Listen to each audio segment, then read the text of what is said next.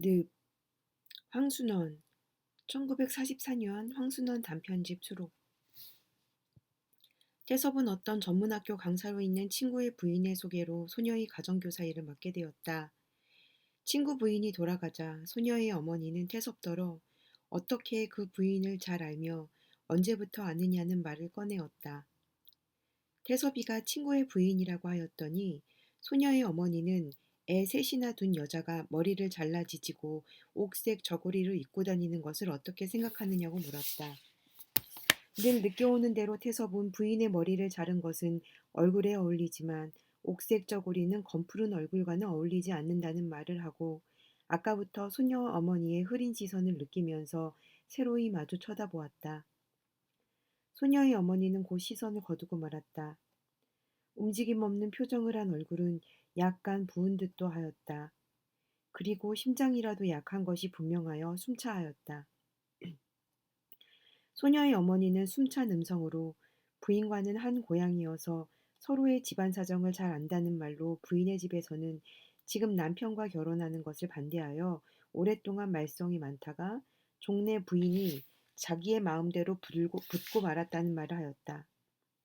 붙었다는 자기 말에 소녀의 어머니는 스스로 귀밑을 붉히고 이어서 부인은 여태까지 본가에는 가지 못한다는 말을 하고 그런 일을 저지른 것은 어려서 어머니를 잃고 후모 밑에서 자라난 탓이라고 하였다.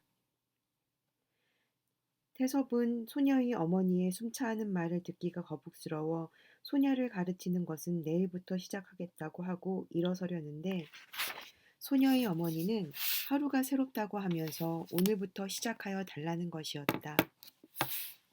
그리고는 소녀가 이렇게 학교에서 늦어지기는 처음이라고 혼자 옹얼거리고 나서 초조하게 치마 속에 넣어 권련 한 개를 꺼내어 초조하게 손을 치마 속에 넣어 권련 한 개를 꺼내어 붙여 물고 두어 모금 빨았는가 하면 이번에는 놀란 듯이 담뱃불을 죽이고 밖으로 귀를 기울였다.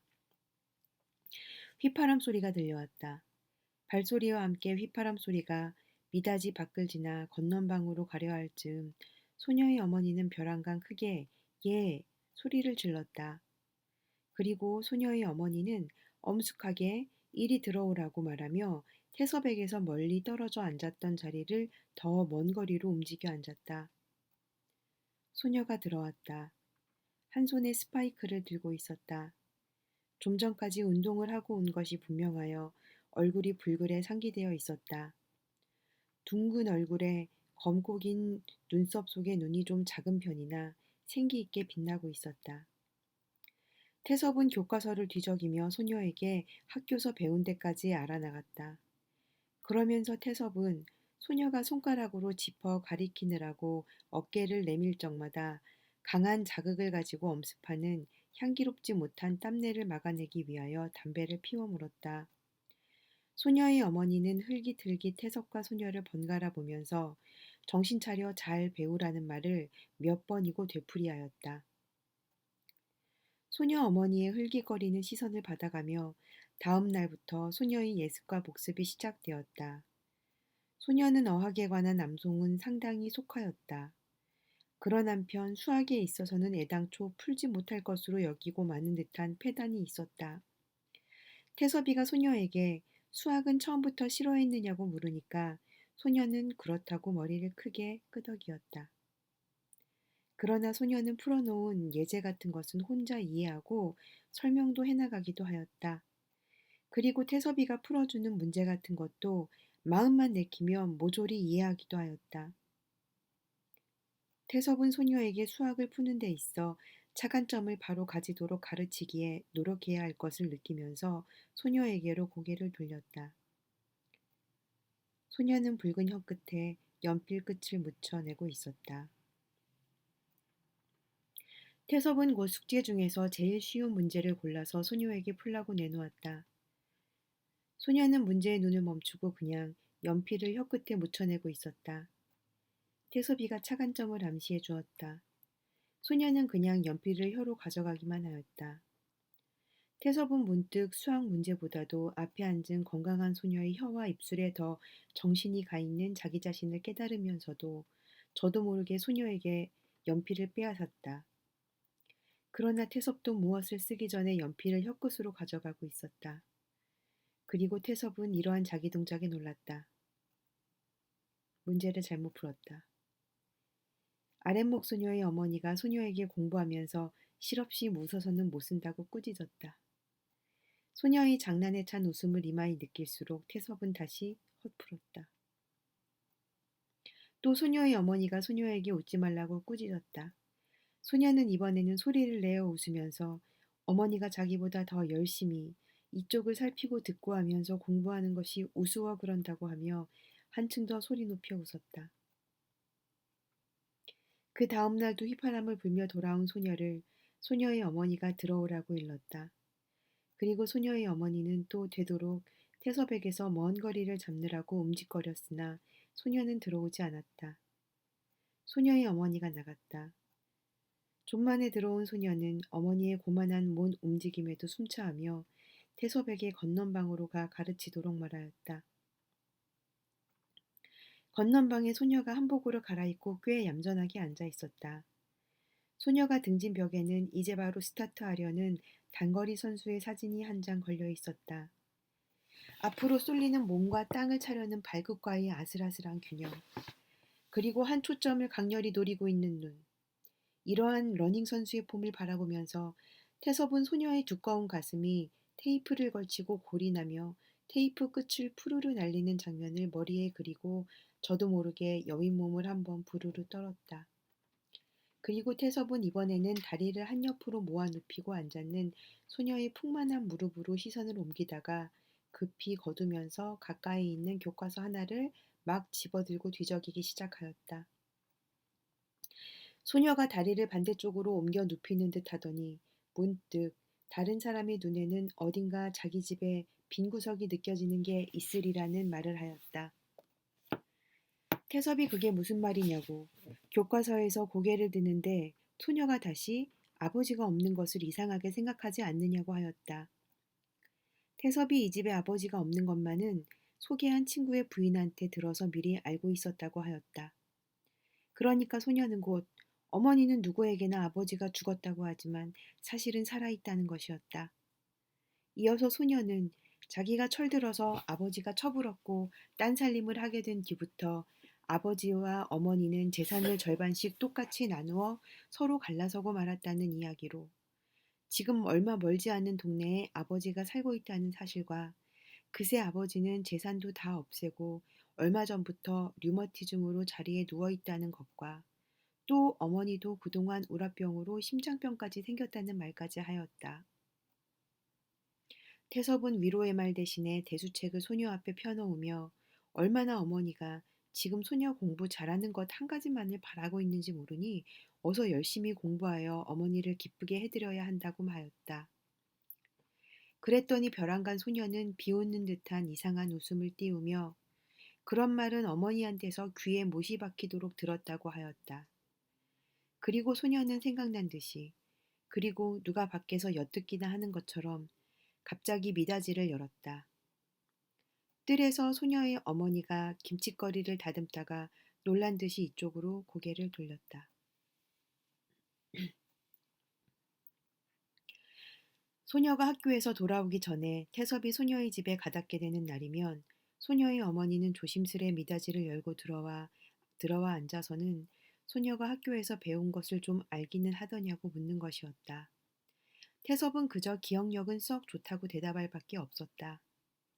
소녀의 어머니는 잠잠히 한참이나 앉았다가 이번에는 나직이 공부도 공부지만 먼저 남자를 멀리하도록 잘 가르쳐 달라고 하면서 사실 요새 여자 안 속이는 남자 어디 있더냐고 하며 태섭을 쳐다보았다. 태섭은 소녀 어머니의 흐린 시선을 피하면서 저도 모르게 그렇다고 고개를 끄덕이고 말았다. 소녀의 어머니는 갑자기 소녀가 올 시간을 생각한 듯이 숨차하며 밖으로 나갔다. 소녀는 집에 돌아오자 태섭에게 내일은 일요일이니 교회로 피크닉 가자는 말을 하였다. 그리고 소녀는 태섭의 대답도 기다리지 않고 혼자 결정을 하고는 앞 미닫이를 열고 부엌 쪽을 향해 내일은 선생님과 함께 소풍 가기로 하였다고 하면서 그렇지 않느냐고 태섭을 돌아다 보았다. 태섭은 교회에서 스파이크를 신고 달리는 소녀를 눈앞에 그리고 있다가 그만 고개를 끄덕이고 말았다. 다음 날은 흐렸다. 그리고 바람까지 있었다. 그러나 태섭은 교회로 갈라져 나가는 길 옆에서 소녀를 기다렸다. 한참 만에야 소녀가 왔다. 태섭은 소녀를 보고 우선 놀랐다. 소녀는 제복이 아닌 한복 차림을 하고 있었다. 흰 저고리에 푸른 바탕에 원앙새 무늬가 있는 긴 치마가 바람에 물결 지우며 펄럭이었다.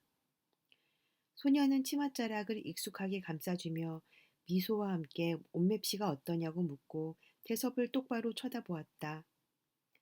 태섭은 교회로 난 길로 들어서면서 혼잣말처럼 제복을 안 입고 외출하면 안 되는 규칙이 아니냐고 하였다.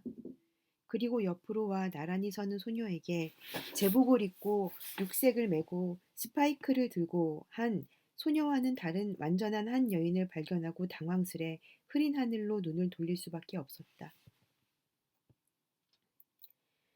소녀는 태섭처럼 하늘을 쳐다보는 법도 없이 무슨 날씨가 밤새 그렇게 나빠졌는지 모르겠다고 하고는 잘못하다가는 비 맞기 쉬우니 교회로 나가는 것은 그만두자는 것이었다. 태섭이 아무렇게 하여도 좋다고 하니까 소녀는 누가 뒤를 밟아 따르기나 하는 듯이 날렵하게 뒤를 돌아보고 나서 영화 구경을 가자고 하였다. 이번에도 소녀는 자기 혼자서 벌써 그렇게 결정을 짓고는 앞서 걸으며 태섭에게 뒤 왼쪽 과일 가게 옆 골목에 어머니가 따라와 서 있다는 것을 알리고 얼만큼은 교회로 가는 길을 가다가 보자고 하였다. 태섭은 담배를 꺼내어 물고 바람을 피하여 불을 붙이려는 몸짓을 하며 돌아섰다. 사실 소녀의 어머니가 과일 가게 옆에 서서 이쪽을 지켜보고 있었다. 담배에 불을 붙이고 돌아서면서 좀 전에 소녀가 누가 뒤를 밟기나 하는 것처럼 뒤를 돌아보던 일과 집에서 공부하다가도 누가 밖에서 엿듣기라도 하는 것처럼 갑자기 앞 미닫이를 열곤 하던 일이 머리에 떠오르자 절로 등골에 소름이 끼침을 느꼈다. 태섭은 빠른 걸음으로 앞선 소녀를 따르고 나서 자기는 여기서 헤어지는 편이 좋겠다는 말을 하였다. 곧 소녀는 흰 이를 드러내고 웃었으며 어머니는 혹 딴 남자와 같이 가지나 않나 하여 따라온 것이니 태섭이와 만나는 것을 보고는 안심하고 돌아갈 것이라 하면서 뒤를 다시 한번 돌아다 보았다. 그리고 소녀는 왼쪽 길로 꺾이어 지금까지 온 길과 평행된 좁은 골목을 접어들었다. 태섭도 그냥 소녀를 따랐다. 둘이 나란히 서서 걸을 수도 없을 만큼 좁은 길을 소녀는 앞서 걸으면서 어머니가 어디까지든지 남자를 경계시킨다는 이야기로 사실 그러는 것도 어머니가 아버지한테서 받은 타격으로 보면 마땅한 일일 것이라는 말과 전에 아버지가 밖에 나가서 딴 여자들과 만나다 못해 나중에는 그런 여자들을 집안에 끌어들이기까지 하던 일을 어려서 보아 잘 안다는 말이며 그럴 적마다 어머니는 이를 갈며 밤잠을 못 자고 울곤 하여 자기는 아버지가 데리고 들어온 여자가 아침에 일어나면 함께 죽어 있어 주기를 얼마나 바랐는지 모른다고 하였다.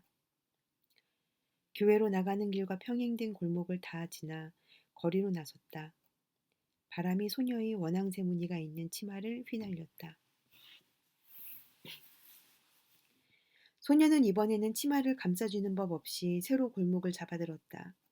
그리고 소녀는 걸음을 멈춰 뒤에 따르는 태석과 나란히 되며 요즘도 어머니는 그때 받은 원통함을 도리어 그때 이상으로 살려가면서 아버지를 원망하고 여인들을 욕질하면서 을에 자기더러 남자 같은 것은 생각도 하지 말라고 타이르고는 자기 하나만 의지하고 여태까지 살아오느라고 별의별 고생을 다 참아왔다는 이야기와 어머니 없이 자라난 태섭을 소개한 친구의 부인이 지금 남편과 제멋대로 결혼했기 때문에 본가에도 못 다니게 된다는 사실을 늘 되풀이하며 가엾이 여긴다는 이야기와 나중에는 반드시 죽기까지 모녀 단둘이 살다가 죽자고 다짐을 한다는 이야기를 하였다. 그리고 소녀는 잠시 말없이 걷다가 자기도 얼마 전까지는 어머니와 한 심정이 되어 아버지를 원망하고 여인들을 미워하면서 진정으로 일생을 불쌍한 어머니와 같이 지내리라는 결심을 해왔으나 자기도 모르는 사이에 어머니에게 반감 같은 것을 가지게 되었다는 말과 요새는 지난날의 가슴 아픈 사실을 되풀이하며 자식에게 그러한 비극이 일어나지 않게만 애쓰는 어머니가 가엾게는 생각되지만 그대로 쫓아갈 마음은 전혀 일어나지 않는다는 말을 하였다. 태섭은 닷한 담뱃불에 새 담배를 붙여 물었다. 그러자 소녀는 생각난 듯이 말을 이어 어머니가 담배를 피운다는 것, 그것을 자기는 어머니가 마음 상할 때 피우곤 한 것이 인이 박힌 것으로 이해하고 있다는 것. 그런데 어머니는 오늘까지도 자신의 눈을 속여오고 있는 게 자식으로서의 불만이라고 하였다.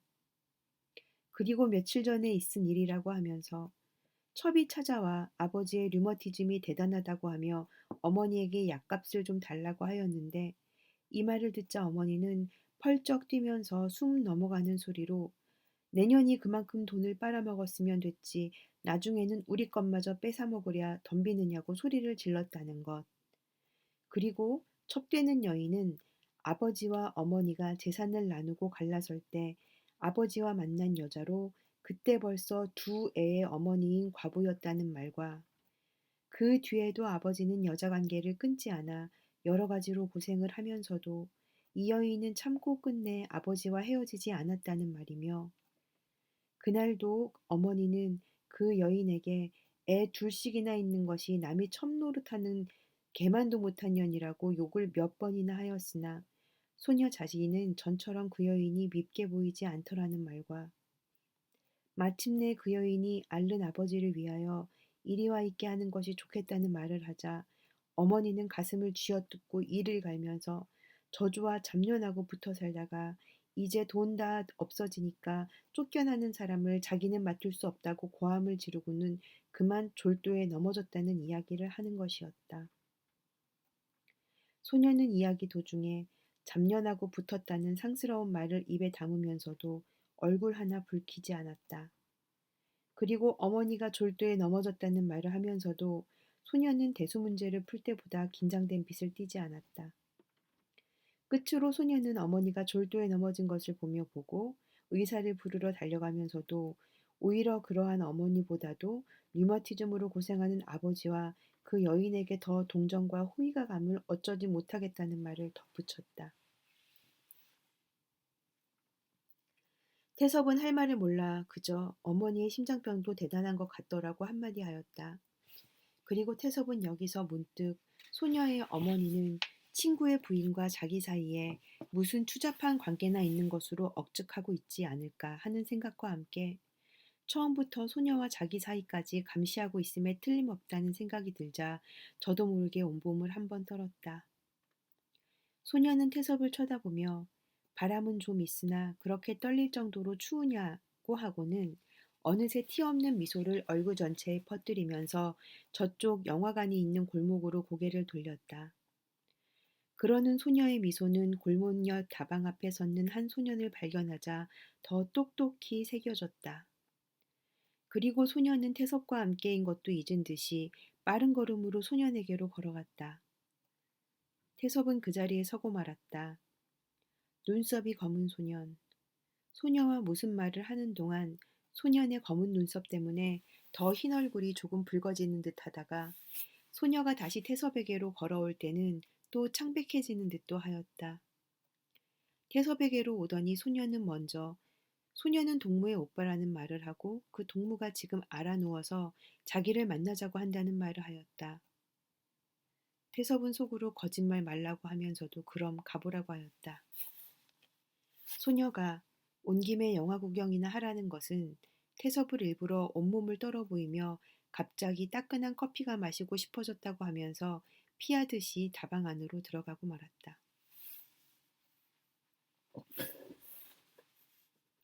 하루는 소녀가 학교에서 오기 전에 소녀의 어머니가 조심히 미닫이를 열고 들어와 잠잠히 앉았다가 요즘 소녀가 어떤 남자와 만나는 눈치인데 그런 것 같지 않더냐고 하며 얼굴을 붉혔다.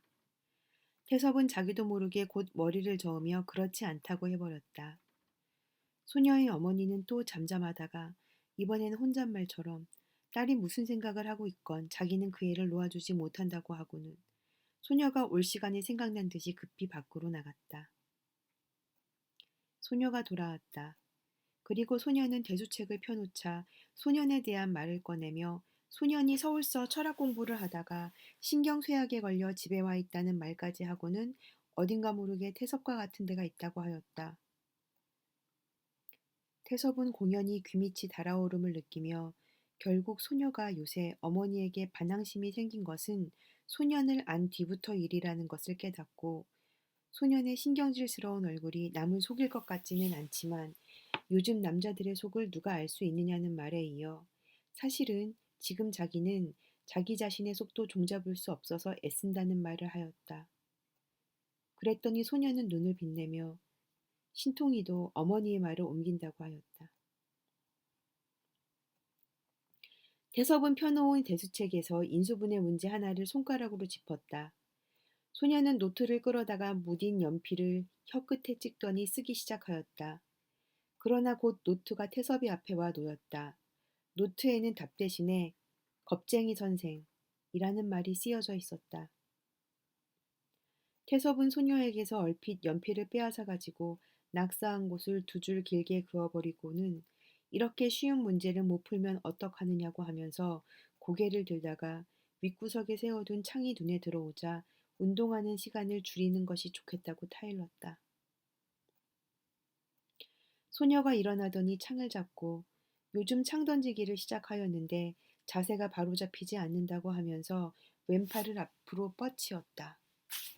태섭은 또 여기서 소녀가 창을 어깨에 매듯하고 달릴 때 날릴 머리카락과 던진 창이 그리는 선명한 호선을 눈앞에 떠올리고 있는데 소녀가 창을 내려놓고 역시 방구석에 놓여있는 원반을 들었다.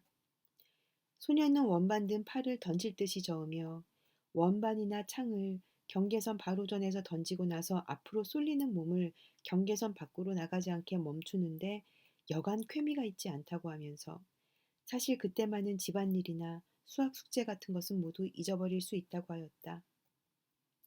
그리고 소녀는 계속 원반 든 팔을 저으며 빙그르르 돌았다.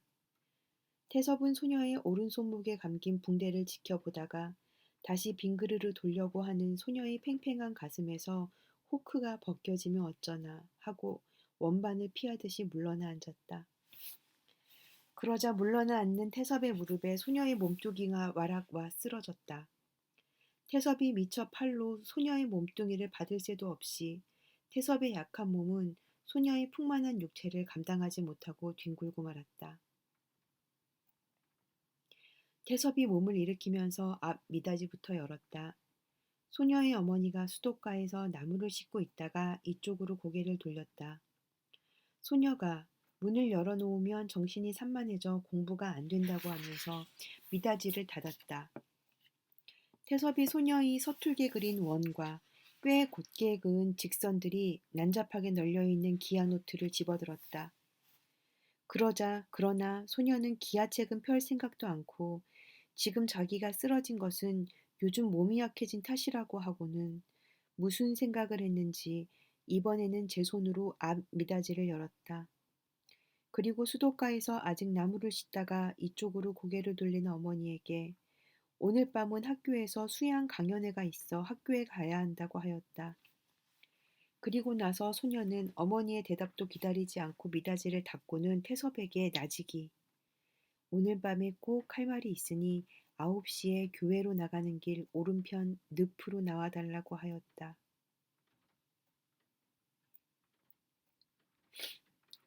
태섭은 이날 밤 소녀를 기다리며 타원형으로 된 늪 둘레를 돌았다. 먼 시계탑은 소녀가 만나자던 9시가 지나 있었다. 태섭은 저만큼에서 끊어진 가로수 쪽을 지켜보며 소녀가 나타나면 나무와 소녀 어느 쪽이 더 달그림자가 짙을까 하는 생각을 하며 문득 자기의 그림자를 찾았으나 자신의 그림자는 검은 늪에 떨어져 분간할 수가 없었다. 태섭은 다시 늪가를 돌기 시작했다.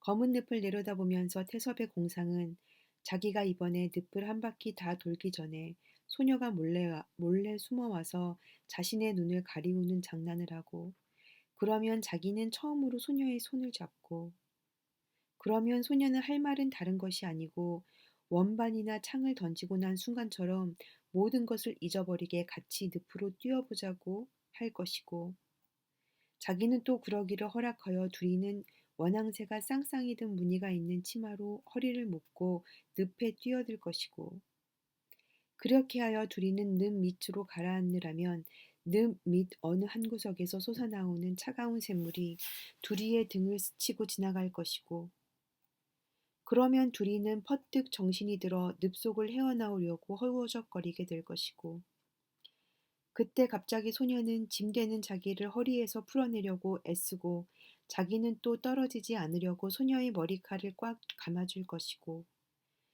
그러면 나중에 소녀는 자기를 허리에 단 채 헤엄쳐 늪 밖으로 나올 것이고, 거기서 자기는 소녀가 허리를 풀어놓는 대로 추워서 덜덜 떨 밖에 없고, 사실 태섭은 떨고 있었다. 늪가를 다 돌고 다시 가로수 쪽을 살폈을 때에는 찬 밤 기운에 몇 번이고 몸을 떨었다. 태섭은 먼 시계탑을 더듬었으나 그새 고장이 났는지 시계탑의 전등이 꺼져 있었다. 태섭은 다시금 가로수 쪽으로 시선을 옮기다가 자기의 여인 달그림자를 발견하고 자기의 것 아닌 것으로 착각하며 놀랐다. 그리고 지금 어디쯤에서 소녀의 어머니가 자기를 지켜보고 있는 환각을 일으키고 나서 소녀의 어머니는 자기를 소녀 앞에 내놓고 무슨 일이 생기나 실험을 하고 있지는 않나 하는 생각이 들자 새로 온몸이 떨렸다. 그만 거리로 발길을 돌리면서 태섭은 기울어진 달을 쳐다보며 지금쯤 소녀와 소년이 늪 아닌 어느 어두운 골목에서 서로 만나고 있는 환영을 그리고는 자기의 달 그림자를 소녀의 어머니와 소녀와 소년의 것으로 몇 번이고 착각하면서 그때마다 온몸을 떨었다. 아파트로 돌아온 태섭은 자리에 누워 며칠 동안 열로 떨면서 알았다. 열과 오한이 없어진 어느 날 아침, 태섭은 머리에 동였던 타월을 풀고 일어나 오래간만에 물뿌리개로 화분에 물을 주고 있었다. 그러다가 태섭은 무심코 앞 유리창에 나비의 날개 같은 것이 움직임을 느꼈다. 처음에는 그저 자신의 야윈 얼굴이 비친 것으로 알고 무심히 여겼으나 나비의 날개 같은 그 그림자는 또 움직이는 것이었다. 태섭이 고개를 들고 자세히 보니 원앙새가 있는 문이었다. 놀라 돌아섰다. 뒤에 어느새 소녀가 들어와 있었다. 그러나 소녀의 치마는 원앙새 무늬가 있는 것이 아니고 풍랑이 일어난 바다 무늬가 있는 치마였다. 태섭은 이상한 현기증이 나서 베드에 주저앉았다. 소녀는 베드 옆에 가스스토브를 만지며 늪에 못 간 변명으로 사실은 그날 밤에 소년과 거리에서 만나 함께 늪으로 가서 태섭에게 자기들의 앞일을 의논하려던 것이 그날따라 집에 혼자 남을 어머니가 불쌍하게 보여 그만 머리가 아프다는 핑계를 하고 자리에 눕고 말았다는 말을 하였다. 소녀는 이어서 그날 밤 소녀는 자기를 기다리다 못해 자기가 소년을 배반한 줄로 알고 머리칼을 잘라 자기에게 보냈더라는 말까지 하였다. 태섭은 또 열이라도 생긴 듯이 한 번 떨고 저도 모르게 크게 소리를 내어 웃고 말았다. 소녀가 놀란 눈을 크게 떴다. 태섭이 짐짓 엄짓한 어조로 그런 광대노름하는 소년 가운데 더 불량한 애가 많다고 하였다. 소녀는 태섭이 자기의 어머니와 똑같은 말을 할 줄은 몰랐다고 하며 눈을 빛내었다. 태섭이 이번에는 소녀에게 나타나는 어떤 새 힘을 깨달으면서 불쌍한 어머니를 어떻게 하려느냐는 말과 소녀가 없어지며 어머니는 졸도하여 깨나지 못할는지도 모른다는 말을 하였다. 소녀는 입가에 비웃음을 띄우며 당돌한 말씨로 병든 아버지를 집에 들이지 않는 어머니의 졸도가 자기와 무슨 상관이 있느냐고 하면서 사실은 지금 소년과 자기는 어디로 떠나는 길이라고 하였다. 태섭이 일부러 냉랭한 어조로 소년과 함께 떠난데도 멀지 않아 불행해질 것이라고 하니까 소녀의 손이 날아와 태섭의 뺨을 갈겼다. 그리고 소녀는 악마, 악마 하고 두어 번 부르짖고 나서 무슨 일이 있더라도 자기네는 행복해 보이겠다고 소리치고는 빛나는 눈에 눈물을 내돋치며 풍랑이 인 바다 무늬가 있는 치마를 물결지으면서 도어를 밀고 나가버렸다. 아파트의 유난히 잔 층계를 소녀가 몇 개씩 한꺼번에 뛰어내려가는 소리를 들으며 태섭은 무언가 안정된 심정으로 다시 물부리개를 들어 화분에 물을 주기 시작하였다.